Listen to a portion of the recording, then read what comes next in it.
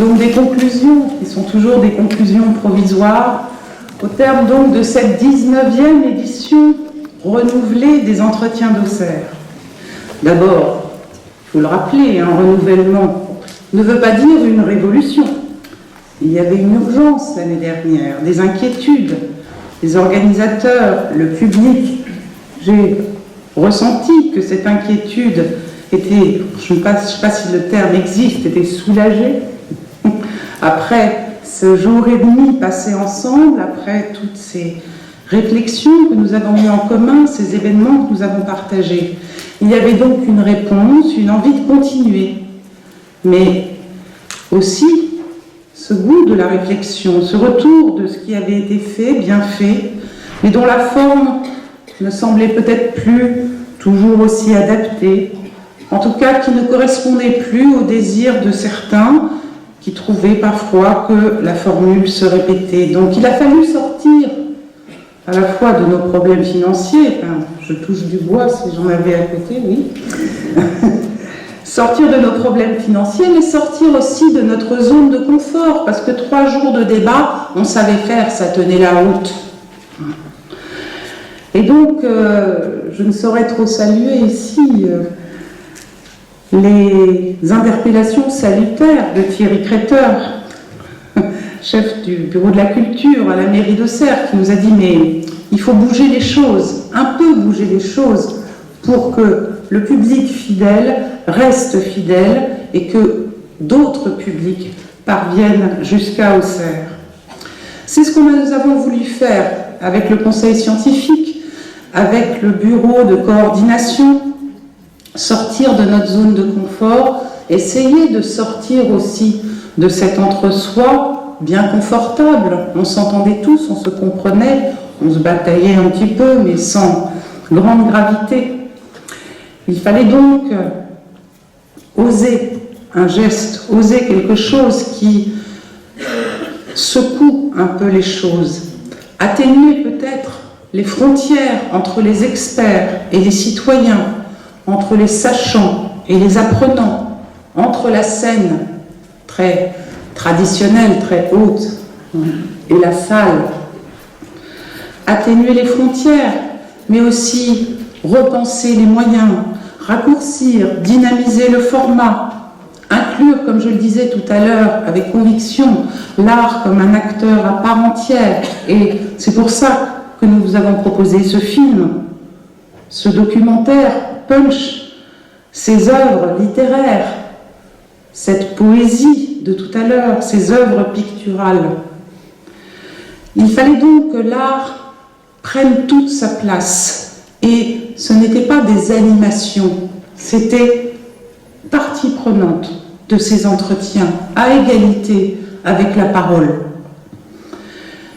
Mais il fallait aussi réhabiliter les questionnements, ne pas avoir peur du doute, des tâtonnements, de l'expérimentation. Et à plusieurs reprises, vous l'avez entendu aujourd'hui, puisque c'était de l'histoire immédiate, compliquée à comprendre, qu'il fallait tester. La science, c'est ça, c'est aussi tester des hypothèses et admettre qu'on s'est trompé. Il fallait donc présenter plusieurs facettes d'un objet compliqué à cerner. C'est un leitmotiv qui est apparu tout au long de ces 2 jours, avec le risque de prendre des chemins de traverse, des impasses parfois. Hier après-midi, tout à coup, au milieu de la table ronde, on s'est dit « mais on est en train de perdre l'objet colère ».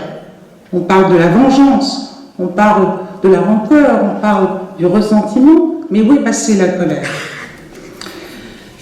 Donc, tout ça, ça fait partie du travail. Bien sûr, ça n'a pas forcément été toujours bien reçu. Je me suis baladée dans le couloir, dans le foyer, pendant les interclasses, j'allais dire, ces réflexes de prof, mais j'ai senti aussi des gens qui sont adressés à moi avec certaines impatiences. Ça n'allait pas assez loin dans le changement. On ne répondait pas à toutes les questions qui étaient posées par le public. On se plaignait parfois de la non-scientificité de certains des propos tenus, alors que c'était des scientifiques affichés. On oubliait des pans entiers des colères du monde pour ne se focaliser que sur un seul, celui qui fait l'obsession des médias. Et quand vous retournerez chez vous et regarderez les nouvelles, si si vous ne l'avez pas déjà fait, il y a comme un goût de recommencement en ce samedi. On donnait pas la parole aux acteurs, pourtant dans la salle. C'est un reproche qui nous a été fait. On donnait trop la parole aux acteurs, au détriment de l'analyse qui se devait d'être dépassionnée pour être mieux comprise, révisée. Toutes ces critiques entendues, ça et là, dans les couloirs, pendant les pauses, comme je vous le disais, dans des réflexions interpersonnelles, dans des interpellations directes ou sur le ton du regret ou de la colère, parfois, encore en train de couver. Toutes ces critiques, nous les avons donc entendues et nous en tiendrons compte, bien sûr, puisque cet événement, il est pour vous, public. Nous y sommes sensibles. Et comme Pénélope, puisque nous parlions d'Ulysse, quelquefois il faut parler des femmes aussi, comme Pénélope, nous remettrons le métier tous les jours sur notre ouvrage sur le métier tous les jours, même si ça se défait, c'est défait la nuit. Car notre ambition, elle est grande et la perfection jamais atteinte, et en fait, heureusement. Mais ce que vous ne pouvez pas nous reprocher, je pense, à toute l'équipe, c'est notre sincérité. La sincérité qui nous anime dans cette envie de continuer ces entretiens d'Auxerre. Sincérité des organisateurs, bien sûr, mais aussi des intervenants qui prennent un jour, 2 jours, même s'ils sont magnifiquement reçus ici. Mais malgré tout, c'est du temps, c'est de l'énergie, c'est du voyage, c'est de la fatigue. Sincérité du public qui revient année après année, des fidèles, des nouveaux que l'on espère accrocher et qui reviendront l'année prochaine. Cette sincérité, elle doit répondre aux attentes, aux exigences fortes qui se sont exprimées. Sincérité, humilité, mais pas aveu de faiblesse, pas de démission démagogique, pas de goût du buzz, de la petite phrase qui déforme, qui simplifie. Et d'ailleurs, vous en êtes les meilleurs gardiens, car pendant tous ces débats que nous avons voulu plus longs et plus fournis que d'habitude, pour rétablir un peu l'équilibre, comme je le disais tout à l'heure, eh bien, quand une petite phrase vous dérangeait, vous ne gêniez pas pour le dire et pour en discuter. Exigence du mot juste, adossé à d'autres concepts, d'autres mots. Aussi, là, la colère s'est définie face à la vengeance, comme je disais, au désir de dignité, à l'honneur qu'il s'agit de rétablir. On a parlé de colère froide, de colère chaude, de colère tiède, de passion triste, mauvaise, de haine, mais aussi on a parlé de sursaut de vie, d'élan, d'énergie qui transforme. Notre thème était et reste d'actualité. Les historiens nous ont bien montré qu'il était qu'il était d'usage plutôt récent dans le vocabulaire des luttes politiques. Absent du vocabulaire jadis, omniprésence aujourd'hui, qu'est-ce que cela veut dire ? Les 2 entretiens d'hier après-midi et de ce matin ont essayé de l'expliquer, de relativiser l'emploi du mot à l'aune de la réalité qu'ils voulaient qualifier, au risque de le perdre et peut-être de trop relativiser. Vous l'avez ressenti. Et pourtant, les autres moments nous l'ont bien montré. La colère est une émotion humaine qui a traversé les âges, qui est un moteur au risque d'accélération incontrôlée, de dérapage, pour reprendre la belle métaphore de la voiture qu'Hervé Lebras nous a proposée, qui était d'ailleurs dans son propos pas une métaphore, mais une réalité. Donc un risque, une colère, un risque d'accélération, de dérapage qui peut aussi nous faire foncer dans le mur. Nous avons vu aussi que les grands mythes avaient pensé la colère, sentiment réservé à l'homme qui veut atteindre ou retrouver son statut de héros. Et pourrait-on transmettre en tout cas traduire cette ambition de l'homme antique d'individu à qui l'on doit le respect inconditionnel, comme nous le qualifierions aujourd'hui, l'individu héros de notre quotidien. Nous avons vu comment la colère est aussi un effort de vie, de construction du soi, comme nous l'ont rappelé les spécialistes de la question enfantine et adolescente.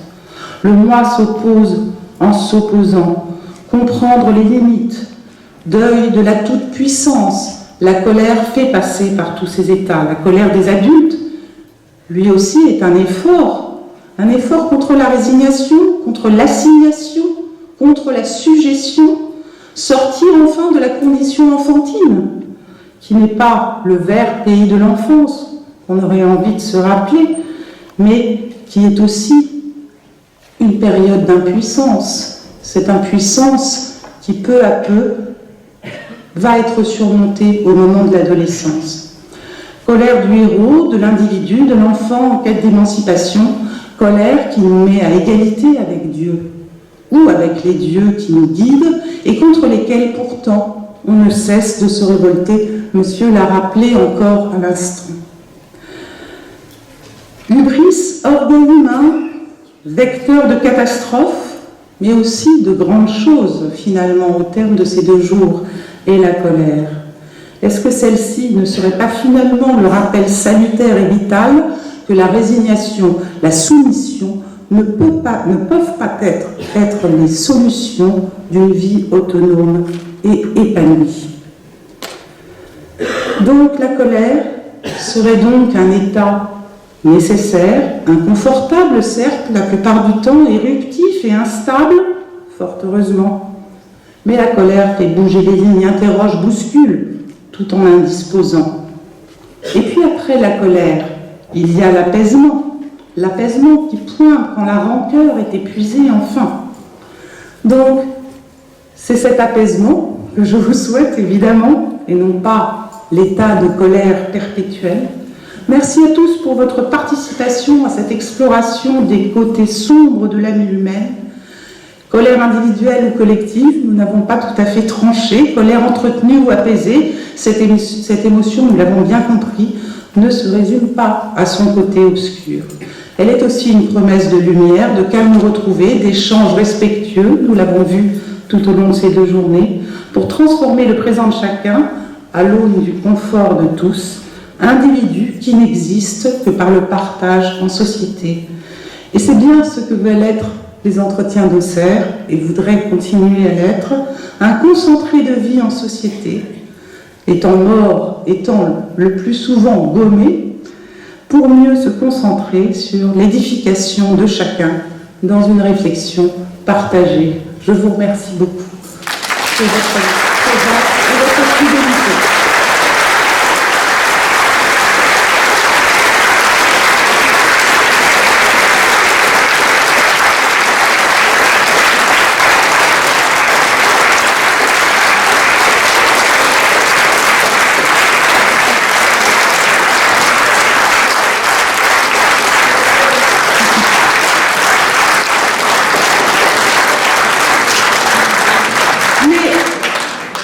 Voilà, c'est un peu trop personnalisé, je trouve, et donc je souhaiterais que tous les membres de l'organisation aient la gentillesse de venir me rejoindre pour que vous mettiez, qu'on soit tous ensemble, tous ensemble, sans colère, tous heureux.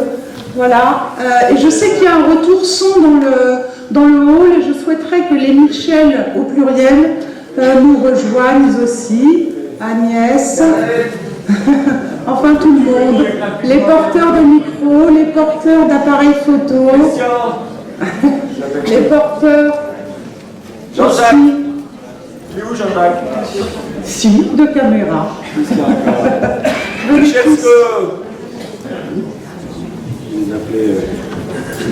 Micheline, Philippe.